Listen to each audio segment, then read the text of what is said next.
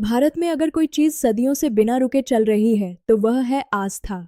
और अगर कोई राज्य इस आस्था को व्यवस्थित, संगठित और आर्थिक रूप से सबसे ज्यादा मजबूत बनाने में आगे निकला है तो वह है उत्तर प्रदेश। आज हम बात करेंगे यूपी की तीर्थ यात्रा अर्थव्यवस्था की। यह सिर्फ मंदिरों की कहानी नहीं है। यह धर्म, अर्थव्यवस्था, राजनीति, इंफ्रास्ट्रक्चर और ब्रांडिंग का ऐसा मिश्रण है जिसने उत्तर प्रदेश को एक नए मॉडल के रूप में स्थापित कर दिया है। और सच कहें तो यह मॉडल सिर्फ भारत ही नहीं बल्कि पूरी दुनिया के लिए एक केस स्टडी बन सकता है। भारत में तीर्थ यात्रा हजारों साल पुरानी परंपरा है।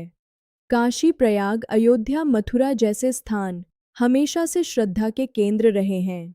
लेकिन लंबे समय तक यह यात्राएं पूरी तरह व्यक्तिगत और असंगठित थीं। लोग आते थे, दर्शन करते थे और चले जाते थे। स्थानीय स्तर पर कुछ व्यापार होता था, लेकिन कोई बड़ा आर्थिक ढांचा नहीं था, कोई योजना नहीं थी, कोई समन्वय नहीं था।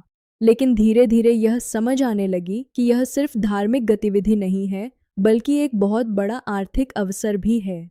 और यहीं से शुरू होता है तीर्थ यात्रा को एक व्यवस्थित अर्थव्यवस्था में बदलने का सफर। अब हर श्रद्धालु सिर्फ एक भक्त नहीं है, बल्कि एक आर्थिक इकाई है। वह यात्रा करता है, वह टिकट खरीदता है, वह होटल में रुकता है, वह खाना खाता है, वह प्रसाद खरीदता है, वह स्थानीय बाजार से सामान खरीदता है, वह टैक्सी लेता है, वह गाइड लेता है और इन सब गतिविधियों के माध्यम से वह सीधे सीधे अर्थव्यवस्था में योगदान देता है।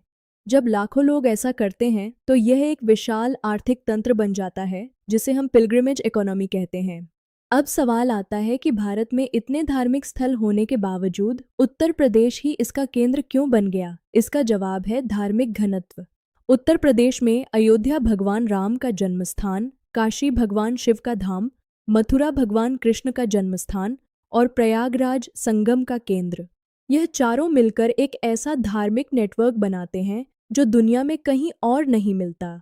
ये सिर्फ 4 शहर नहीं हैं, बल्कि 4 शक्तिशाली आध्यात्मिक केंद्र हैं। और जब इन्हें एक साथ जोड़ दिया गया तो यह एक विशाल तीर्थ यात्रा सर्किट बन गया। सरकार ने इस क्षमता को पहचाना और इसे सिर्फ विरासत के रूप में नहीं, बल्कि एक आर्थिक इंजन के रूप में विकसित करना शुरू किया।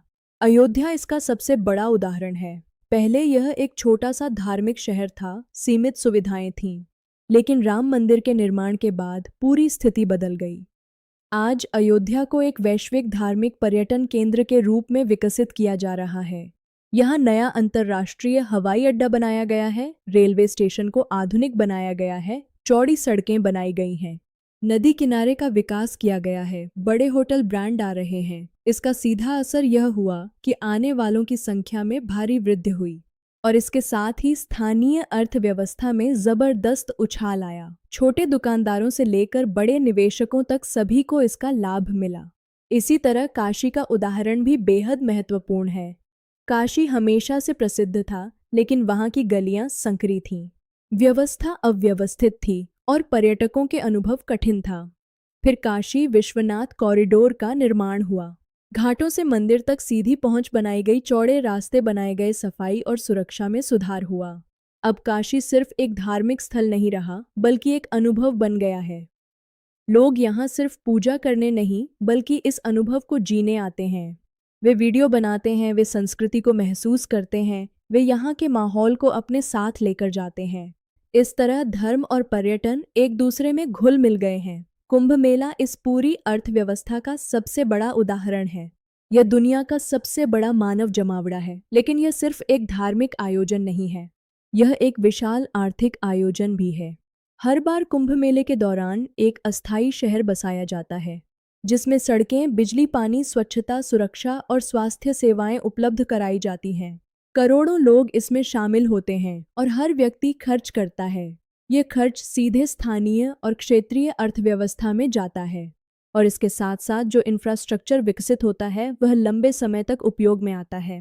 अगर हम इसे सरल तरीके से समझें तो मान लीजिए एक व्यक्ति तीर्थ यात्रा पर आता है और वह 5 से 20 हजार रुपये तक खर्च करता है। अब अगर ऐसे 1 करोड़ लोग आते हैं तो ये राशि कितनी बड़ी हो जाती है। और यह पैसा सिर्फ बड़े शहरों में नहीं, बल्कि छोटे दुकानदारों, रिक्शा चालकों, स्थानीय कारीगरों और छोटे व्यवसायों तक पहुंचता है।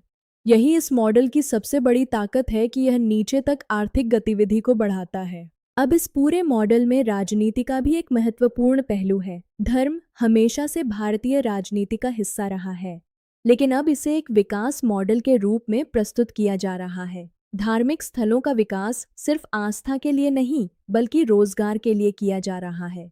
इससे सरकार को जन समर्थन मिलता है, लोगों के साथ एक भावनात्मक जुड़ाव बनता है और साथ ही साथ आर्थिक लाभ भी होता है। लेकिन इसके साथ यह सवाल भी उठता है कि क्या यह विकास सभी के लिए समान रूप से लाभकारी है या यह एक विशेष दृष्टिकोण को आगे बढ़ाता है। यह बहस अभी भी जारी है और आगे भी जारी रहेगी। रोजगार के स्तर पर देखें तो इसका प्रभाव बेहद स्पष्ट है। पहले जहां इन शहरों में सीमित अवसर थे, अब वहां रोजगार के नए रास्ते खुल गए हैं। होटल उद्योग बढ़ा है, पर्यटन सेवाएं बढ़ी हैं, स्थानीय व्यापार बढ़ा है।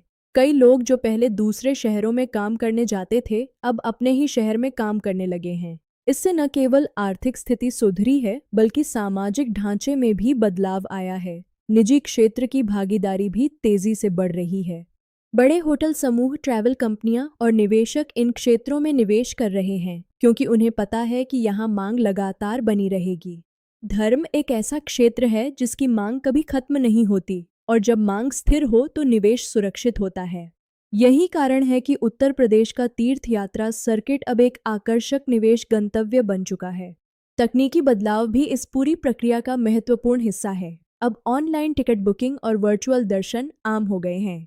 भीड़ प्रबंधन के लिए मोबाइल एप्लीकेशन और डिजिटल भुगतान जैसी सुविधाएं आम हो गई हैं। इससे पारदर्शिता बढ़ी है और श्रद्धालुओं का अनुभव बेहतर हुआ है। ये परंपरा और तकनीक का एक अनूठा संगम है। हालांकि इस पूरे मॉडल के साथ कुछ चुनौतियां भी जुड़ी हुई हैं। भीड़ प्रबंधन एक बड़ी समस्या है। पर्यावरण पर दबाव बढ़ रहा है। कई स्थानों पर अत्यधिक व्यावसायीकरण के कारण मूल सांस्कृतिक पहचान कमजोर हो रही है।